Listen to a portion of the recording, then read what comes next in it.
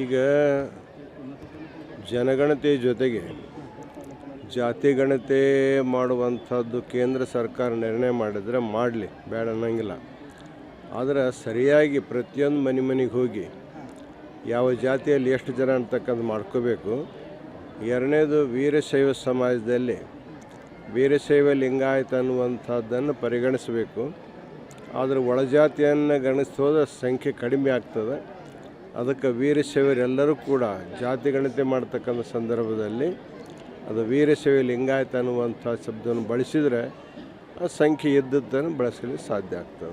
ಅಂದ್ರೆ ಮಾಡಿರುವಂಥ ಜಾತಿ ಗಣತಿ ಅವೈಜ್ಞಾನಿಕವಾಗಿದೆ, ಸರಿಯಾಗಿ ಆಗಿಲ್ಲ ಅನ್ನೋ ಸಲುವಾಗಿಯೇ ವಿರೋಧ ಮಾಡಲಾಗಿದೆ. ಈಗಾಗಲೇ ಕರ್ನಾಟಕದಲ್ಲಿ 1 ನಂಬರ್ ಇರ್ತಕ್ಕಂಥ ವೀರಶೈವ ಲಿಂಗಾಯತರನ್ನು 2-3 ನಂಬರ್ಗೆ ಒಯ್ದಿದ್ದಾರೆ. ಇದು ಸರಿಯಲ್ಲ. ಅದಕ್ಕೆ ವಸ್ತುಸ್ಥಿತಿಯನ್ನು ಸರಿಯಾಗಿ ಇವತ್ತು ಮಾಡುವಂಥದ್ದು ಯೋಗ್ಯ ಅನ್ನೋ ಮಾತನ್ನು ಈಗಾಗಲೇ ಅಖಿಲ ಭಾರತ ವೀರ ಮಹಾಸಭೆಯನ್ನು ಕೂಡ ಹೇಳಿದೆ. ಮತ್ತು ನಮ್ಮ ಎಲ್ಲ ವೀರಶೈವ ಮಠಾಧಿಪತಿಗಳು ಅದಕ್ಕೆ ಒಪ್ಪಿಗೆಯನ್ನು ಕೊಟ್ಟಿದ್ದಾರೆ. ಮತ್ತೆ ಮಾಡಬೇಕನ್ನೋ ಸಲುವಾಗಿ ಅಲ್ಲ, ಮಾಡಿರಿ, ಆದರೆ ಸರಿಯಾಗಿ ಮಾಡಿರ್ತಕ್ಕಂಥ ಮಾತು. ಈಗ ಪಹಲ್ಗಾಮದ ಏನು ಉಗ್ರವಾದಿಗಳ ಆಚರಣೆ ಇದೆ, ಅದನ್ನು ಇಡೀ ವಿಶ್ವವೇ ಖಂಡಿಸ್ತಾ ಇದೆ, ನಾವೆಲ್ಲರೂ ಖಂಡಿಸ್ತಾ ಇದ್ದೇವೆ. ಒಟ್ಟಿನ ಮೇಲೆ ಉಗ್ರರನ್ನು ಮಟ್ಟ ಹಾಕಬೇಕಾಗಿರ್ತಕ್ಕಂಥ ಕೆಲಸ ಭಾಳ ಮುಖ್ಯ. ಆ ದೃಷ್ಟಿಯಿಂದ ಉಗ್ರರ ತೊಂದರೆಗಳು ಎಲ್ಲ ದೇಶದಲ್ಲಿ ಆಗ್ತಾಯಿದೆ.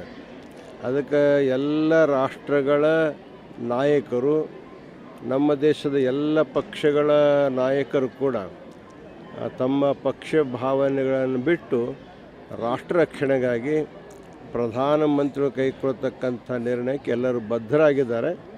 ಇದಕ್ಕೆ ಕೇಂದ್ರ ಸರ್ಕಾರ ಏನು ನಿರ್ಣಯ ತೆಗೆದುಕೊಂತು ಅದಕ್ಕೆಲ್ಲರೂ ಬದ್ಧರಾಗಿದ್ದೇವೆ. ಯುದ್ಧ ಅನಿವಾರ್ಯ ನಾವು ಹೇಳಕ್ಕೆ ಬರೋಂಗಿಲ್ಲ, ಅದನ್ನು ಪ್ರಧಾನಮಂತ್ರಿಗಳು ಸೇನಾಧಿಪತಿ ನಿರ್ಣಯ ಮಾಡಬೇಕಾದ್ರೆ ಅದನ್ನೇನಿಲ್ಲ. ಕೇಂದ್ರ ಸರ್ಕಾರಕ್ಕೆ ನಾವು ಅಧಿಕಾರ ಕೊಟ್ಟ ಮೇಲೆ ಅವ್ರು ಏನು ತೆಗೆದುಕೊಂತಾರೆ ಯೋಗ್ಯ ನಿರ್ಣಯ ತೆಗೆದು. ಈಗ ಜನಗಣತಿ ಜೊತೆಗೆ ಜಾತಿಗಣತಿ ಮಾಡುವಂಥದ್ದು ಕೇಂದ್ರ ಸರ್ಕಾರ ನಿರ್ಣಯ ಮಾಡಿದರೆ ಮಾಡಲಿ, ಬೇಡ ಅನ್ನೋಂಗಿಲ್ಲ. ಆದರೆ ಸರಿಯಾಗಿ ಪ್ರತಿಯೊಂದು ಮನೆಗೆ ಹೋಗಿ ಯಾವ ಜಾತಿಯಲ್ಲಿ ಎಷ್ಟು ಜನ ಅಂತಕ್ಕಂಥ ಮಾಡ್ಕೋಬೇಕು. ಎರಡನೇದು, ವೀರಶೈವ ಸಮಾಜದಲ್ಲಿ ವೀರಶೈವ ಲಿಂಗಾಯತ ಅನ್ನುವಂಥದ್ದನ್ನು ಪರಿಗಣಿಸಬೇಕು. ಆದರೆ ಒಳಜಾತಿಯನ್ನು ಗಣಿಸೋದ ಸಂಖ್ಯೆ ಕಡಿಮೆ ಆಗ್ತದೆ. ಅದಕ್ಕೆ ವೀರಶೈವರೆಲ್ಲರೂ ಕೂಡ ಜಾತಿಗಣತಿ ಮಾಡ್ತಕ್ಕಂಥ ಸಂದರ್ಭದಲ್ಲಿ ಅದು ವೀರಶೈವ ಲಿಂಗಾಯತ ಅನ್ನುವಂಥ ಶಬ್ದವನ್ನು ಬಳಸಿದರೆ ಆ ಸಂಖ್ಯೆ ಇದ್ದದ್ದನ್ನು ಬಳಸಲಿಕ್ಕೆ ಸಾಧ್ಯ ಆಗ್ತದೆ. ಅಂದ್ರೆ ಮಾಡಿರುವಂಥ ಜಾತಿ ಗಣತಿ ಅವೈಜ್ಞಾನಿಕವಾಗಿದೆ, ಸರಿಯಾಗಿ ಆಗಿಲ್ಲ ಅನ್ನೋ ಸಲುವಾಗಿಯೇ ವಿರೋಧ ಮಾಡಲಾಗಿದೆ. ಈಗಾಗಲೇ ಕರ್ನಾಟಕದಲ್ಲಿ 1 ನಂಬರ್ ಇರ್ತಕ್ಕಂಥ ವೀರಶೈವ ಲಿಂಗಾಯತರನ್ನು 2-3 ನಂಬರ್ಗೆ ಒಯ್ದಿದ್ದಾರೆ. ಇದು ಸರಿಯಲ್ಲ. ಅದಕ್ಕೆ ವಸ್ತುಸ್ಥಿತಿಯನ್ನು ಸರಿಯಾಗಿ ಇವತ್ತು ಮಾಡುವಂಥದ್ದು ಯೋಗ್ಯ ಅನ್ನೋ ಮಾತನ್ನು ಈಗಾಗಲೇ ಅಖಿಲ ಭಾರತ ವೀರ ಮಹಾಸಭೆಯನ್ನು ಕೂಡ ಹೇಳಿದೆ. ಮತ್ತು ನಮ್ಮ ಎಲ್ಲ ವೀರಶೈವ ಮಠಾಧಿಪತಿಗಳು ಅದಕ್ಕೆ ಒಪ್ಪಿಗೆಯನ್ನು ಕೊಟ್ಟಿದ್ದಾರೆ. ಮತ್ತೆ ಮಾಡಬೇಕನ್ನೋ ಸಲುವಾಗಿ ಅಲ್ಲ, ಮಾಡಿರಿ, ಆದರೆ ಸರಿಯಾಗಿ ಮಾಡಿರ್ತಕ್ಕಂಥ ಮಾತು. ಈಗ ಪಹಲ್ಗಾಮದ ಏನು ಉಗ್ರವಾದಿಗಳ ಆಚರಣೆ ಇದೆ, ಅದನ್ನು ಇಡೀ ವಿಶ್ವವೇ ಖಂಡಿಸ್ತಾ ಇದೆ, ನಾವೆಲ್ಲರೂ ಖಂಡಿಸ್ತಾ ಇದ್ದೇವೆ. ಒಟ್ಟಿನ ಮೇಲೆ ಉಗ್ರರನ್ನು ಮಟ್ಟ ಹಾಕಬೇಕಾಗಿರ್ತಕ್ಕಂಥ ಕೆಲಸ ಭಾಳ ಮುಖ್ಯ. ಆ ದೃಷ್ಟಿಯಿಂದ ಉಗ್ರರ ತೊಂದರೆಗಳು ಎಲ್ಲ ದೇಶದಲ್ಲಿ ಆಗ್ತಾಯಿದೆ. ಅದಕ್ಕೆ ಎಲ್ಲ ರಾಷ್ಟ್ರಗಳ ನಾಯಕರು, ನಮ್ಮ ದೇಶದ ಎಲ್ಲ ಪಕ್ಷಗಳ ನಾಯಕರು ಕೂಡ ತಮ್ಮ ಪಕ್ಷ ಭಾವನೆಗಳನ್ನು ಬಿಟ್ಟು ರಾಷ್ಟ್ರ ರಕ್ಷಣೆಗಾಗಿ ಪ್ರಧಾನಮಂತ್ರಿಗಳು ಕೈಗೊಳ್ಳತಕ್ಕಂಥ ನಿರ್ಣಯಕ್ಕೆ ಎಲ್ಲರೂ ಬದ್ಧರಾಗಿದ್ದಾರೆ. ಇದಕ್ಕೆ ಕೇಂದ್ರ ಸರ್ಕಾರ ಏನು ನಿರ್ಣಯ ತೆಗೆದುಕೊಂತು ಅದಕ್ಕೆಲ್ಲರೂ ಬದ್ಧರಾಗಿದ್ದೇವೆ. ಯುದ್ಧ ಅನಿವಾರ್ಯ ನಾವು ಹೇಳಕ್ಕೆ ಬರೋಂಗಿಲ್ಲ, ಅದನ್ನು ಪ್ರಧಾನಮಂತ್ರಿಗಳು ಸೇನಾಧಿಪತಿ ನಿರ್ಣಯ ಮಾಡಬೇಕಾದ್ರೆ ಅದನ್ನೇನಿಲ್ಲ. ಕೇಂದ್ರ ಸರ್ಕಾರಕ್ಕೆ ನಾವು ಅಧಿಕಾರ ಕೊಟ್ಟ ಮೇಲೆ ಅವ್ರು ಏನು ತೆಗೆದುಕೊಂತಾರೆ ಯೋಗ್ಯ ನಿರ್ಣಯ ತೆಗೆದು. ಈಗ ಜನಗಣತಿ ಜೊತೆಗೆ ಜಾತಿಗಣತಿ ಮಾಡುವಂಥದ್ದು ಕೇಂದ್ರ ಸರ್ಕಾರ ನಿರ್ಣಯ ಮಾಡಿದರೆ ಮಾಡಲಿ, ಬೇಡ ಅನ್ನೋಂಗಿಲ್ಲ. ಆದರೆ ಸರಿಯಾಗಿ ಪ್ರತಿಯೊಂದು ಮನೆಗೆ ಹೋಗಿ ಯಾವ ಜಾತಿಯಲ್ಲಿ ಎಷ್ಟು ಜನ ಅಂತಕ್ಕಂಥ ಮಾಡ್ಕೋಬೇಕು. ಎರಡನೇದು, ವೀರಶೈವ ಸಮಾಜದಲ್ಲಿ ವೀರಶೈವ ಲಿಂಗಾಯತ ಅನ್ನುವಂಥದ್ದನ್ನು ಪರಿಗಣಿಸಬೇಕು. ಆದರೆ ಒಳಜಾತಿಯನ್ನು ಗಣಿಸೋದ ಸಂಖ್ಯೆ ಕಡಿಮೆ ಆಗ್ತದೆ. ಅದಕ್ಕೆ ವೀರಶೈವರೆಲ್ಲರೂ ಕೂಡ ಜಾತಿ ಗಣತಿ ಮಾಡ್ತಕ್ಕಂಥ ಸಂದರ್ಭದಲ್ಲಿ ಅದು ವೀರಶೈವ ಲಿಂಗಾಯತ ಅನ್ನುವಂಥ ಶಬ್ದವನ್ನು ಬಳಸಿದರೆ ಆ ಸಂಖ್ಯೆ ಇದ್ದದ್ದನ್ನು ಬಳಸಲಿಕ್ಕೆ ಸಾಧ್ಯ ಆಗ್ತದೆ. ಅಂದ್ರೆ ಮಾಡಿರುವಂಥ ಜಾತಿ ಗಣತಿ ಅವೈಜ್ಞಾನಿಕವಾಗಿದೆ, ಸರಿಯಾಗಿ ಆಗಿಲ್ಲ ಅನ್ನೋ ಸಲುವಾಗಿಯೇ ವಿರೋಧ ಮಾಡಲಾಗಿದೆ.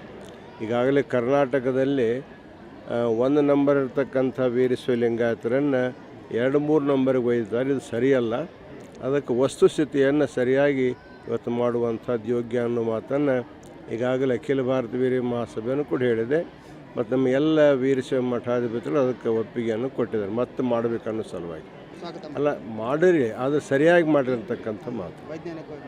ಈಗ ಪಹಲ್ಗಾಮದ ಏನು ಉಗ್ರವಾದಿಗಳ ಆಚರಣೆ ಇದೆ ಅದನ್ನು ಇಡೀ ವಿಶ್ವವೇ ಖಂಡಿಸ್ತಾ ಇದೆ, ನಾವೆಲ್ಲರೂ ಖಂಡಿಸ್ತಾ ಇದ್ದೇವೆ. ಒಟ್ಟಿನ ಮೇಲೆ ಉಗ್ರರನ್ನು ಮಟ್ಟ ಹಾಕಬೇಕಾಗಿರ್ತಕ್ಕಂಥ ಕೆಲಸ ಭಾಳ ಮುಖ್ಯ. ಆ ದೃಷ್ಟಿಯಿಂದ ಉಗ್ರರ ತೊಂದರೆಗಳು ಎಲ್ಲ ದೇಶದಲ್ಲಿ ಆಗ್ತಾಯಿದೆ.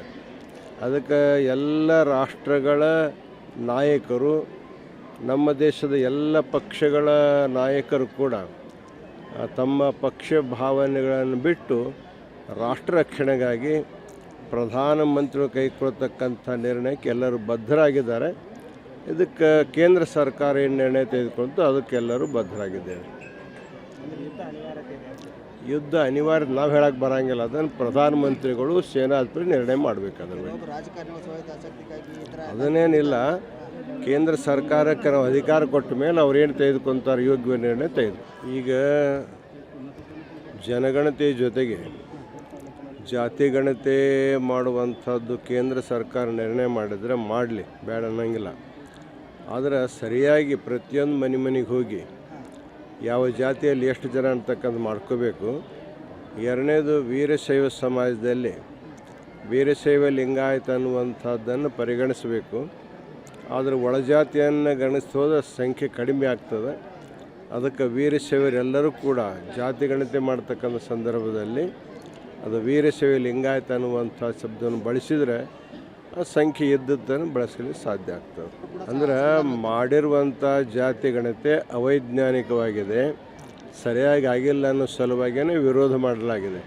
ಈಗಾಗಲೇ ಕರ್ನಾಟಕದಲ್ಲಿ 1 ನಂಬರ್ ಇರ್ತಕ್ಕಂಥ ವೀರಶೈವ ಲಿಂಗಾಯತರನ್ನು 2-3 ನಂಬರ್ಗೆ ಒಯ್ದಿದ್ದಾರೆ. ಇದು ಸರಿಯಲ್ಲ. ಅದಕ್ಕೆ ವಸ್ತುಸ್ಥಿತಿಯನ್ನು ಸರಿಯಾಗಿ ಇವತ್ತು ಮಾಡುವಂಥದ್ದು ಯೋಗ್ಯ ಅನ್ನೋ ಮಾತನ್ನು ಈಗಾಗಲೇ ಅಖಿಲ ಭಾರತ ವೀರ ಮಹಾಸಭೆಯನ್ನು ಕೂಡ ಹೇಳಿದೆ. ಮತ್ತು ನಮ್ಮ ಎಲ್ಲ ವೀರಶೈವ ಮಠಾಧಿಪತಿಗಳು ಅದಕ್ಕೆ ಒಪ್ಪಿಗೆಯನ್ನು ಕೊಟ್ಟಿದ್ದಾರೆ. ಮತ್ತೆ ಮಾಡಬೇಕನ್ನೋ ಸಲುವಾಗಿ ಅಲ್ಲ ಮಾಡಿರಿ, ಅದು ಸರಿಯಾಗಿ ಮಾಡಿರ್ತಕ್ಕಂಥ ಮಾತು. ಈಗ ಪಹಲ್ಗಾಮದ ಏನು ಉಗ್ರವಾದಿಗಳ ಆಚರಣೆ ಇದೆ ಅದನ್ನು ಇಡೀ ವಿಶ್ವವೇ ಖಂಡಿಸ್ತಾ ಇದೆ, ನಾವೆಲ್ಲರೂ ಖಂಡಿಸ್ತಾ ಇದ್ದೇವೆ. ಒಟ್ಟಿನ ಮೇಲೆ ಉಗ್ರರನ್ನು ಮಟ್ಟ ಹಾಕಬೇಕಾಗಿರ್ತಕ್ಕಂಥ ಕೆಲಸ ಭಾಳ ಮುಖ್ಯ. ಆ ದೃಷ್ಟಿಯಿಂದ ಉಗ್ರರ ತೊಂದರೆಗಳು ಎಲ್ಲ ದೇಶದಲ್ಲಿ ಆಗ್ತಾಯಿದೆ.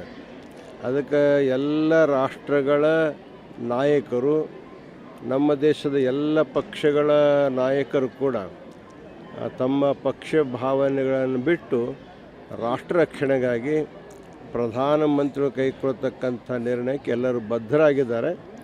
ಇದಕ್ಕೆ ಕೇಂದ್ರ ಸರ್ಕಾರ ಏನು ನಿರ್ಣಯ ತೆಗೆದುಕೊಂಡು ಅದಕ್ಕೆಲ್ಲರೂ ಬದ್ಧರಾಗಿದ್ದೇವೆ. ಯುದ್ಧ ಅನಿವಾರ್ಯ ನಾವು ಹೇಳಕ್ಕೆ ಬರೋಂಗಿಲ್ಲ, ಅದನ್ನು ಪ್ರಧಾನಮಂತ್ರಿಗಳು ಸೇನಾಧಿಪತಿ ನಿರ್ಣಯ ಮಾಡಬೇಕಾದ್ರೆ ಅದನ್ನೇನಿಲ್ಲ. ಕೇಂದ್ರ ಸರ್ಕಾರಕ್ಕೆ ನಾವು ಅಧಿಕಾರ ಕೊಟ್ಟ ಮೇಲೆ ಅವ್ರೇನು ತೆಗೆದುಕೊಂತಾರೆ ಯೋಗ್ಯ ನಿರ್ಣಯ ತೆಗೆದು.